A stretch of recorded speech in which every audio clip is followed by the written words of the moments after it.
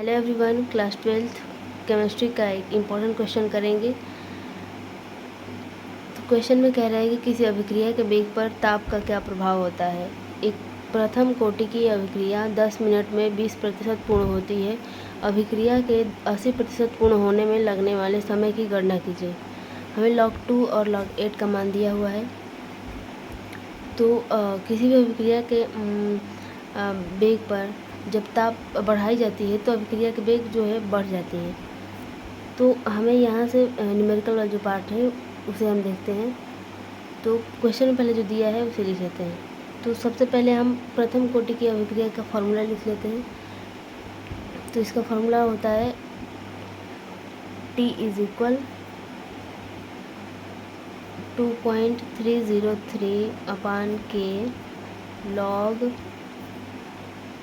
Base 10 ए अपान ए minus x, ये इसका formula होता है। तो यहाँ पर इसे हम पहले T1 मान लेते हैं। T1 इज इक्वल 10 मिनट, और ये जो होता है हमारा ये x होता है, ये वाला, क्योंकि a हमारा 100 होता है।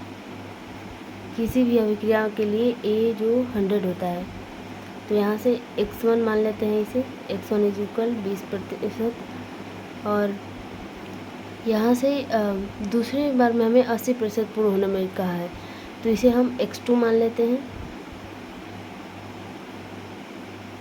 80, और हमें T2 निकालना है।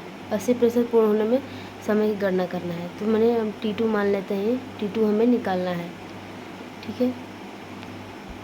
तो यहाँ पर हमें इसमें देखेंगे कि यहाँ पे T1 का मान दिया हुआ है और x का भी मान दिया हुआ है। मतलब हम यहाँ से पहले इसका मान और इसका मान रख के k का मान निकाल लेंगे। तो पहले हम यहाँ पे लिखेंगे T1 इज इक्वल 2.303 अपान के लॉग बेस 10 ए अपान ए माइनस x1।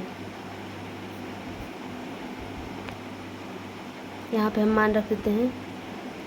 k को निकालना है तो k को इधर रख देते हैं, और T1 नीचे आ जाएगा। तो ये हो जाएगा 2.303 अपान T1 का मान है 10।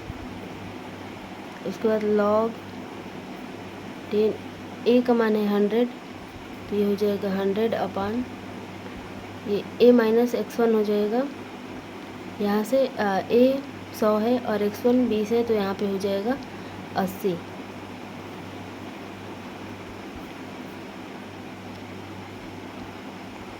यहाँ क्वेश्चन में हमें log 2 और log 8 का ही मान दिया है, तो उसी हिसाब से हमें इसे कैसे भी नहीं कटा देंगे।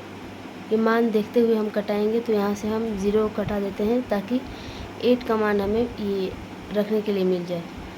और log 10 का मान जो है हम जानते ही हैं, तो यहाँ से log m अपान log n का फॉर्मूला लगा देंगे। ये log m अपान log n का क्या होता है, यहाँ से log m minus log n, ये वाला फार्मूला लगाएंगे हम। तो यहाँ से हो जाएगा k इज इक्वल 2.303 अपान 10। यहाँ से हो जाएगा log 10 माइनस log 8, इसका मान रख देंगे हम। तो ये हो जाएगा k इज इक्वल 2.303 अपान 10।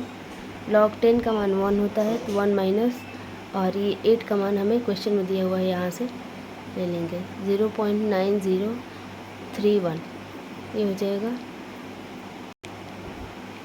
तो यहाँ से ये हो जाएगा k इज इक्वल 2.303 अपान 10। इसे माइनस करेंगे तो आ जाएगा 0.0969, ये हो जाएगा। अब इसे सॉल्व कर लेंगे।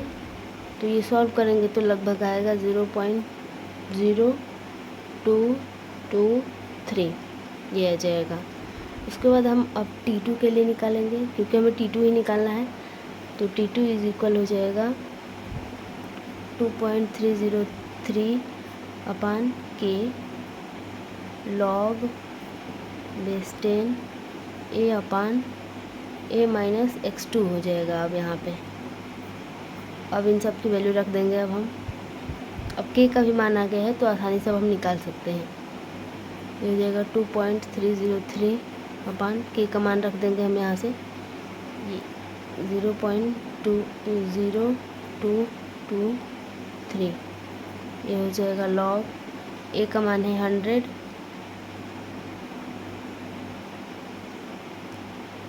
x2 का मान 80 है, यानी कि हम a माइनस 80 करेंगे तो 20 हो जाएगा।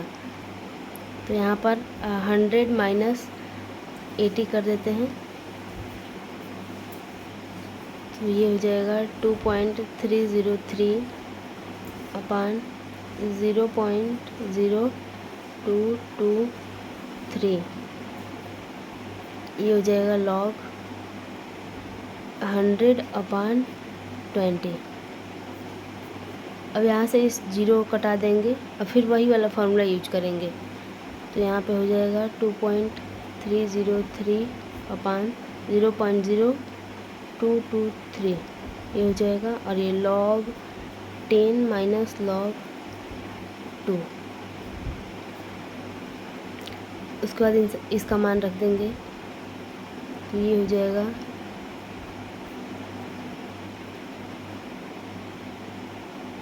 ये 1 माइनस लॉग 2 का मान हमें क्वेश्चन में दिया हुआ है 0.3010। यहाँ से ये माइनस करेंगे तो आएगा 0.6980। तो ये ऊपर वाले को मल्टीप्लाई कर लेंगे तो ये आएगा 1.6098 अपान हो जाएगा 0.0223। अब इसे डिवाइड करेंगे तो लगभग आ जाएगा 72.19 मिनट। तो ये हमारा हो जाएगा T2। तो ये हो जाएगा हमारा आंसर। आई होप आप सबको वीडियो अच्छी लगी हो। तो थैंक्स फॉर वॉचिंग। मिलते हैं अगले वीडियो में।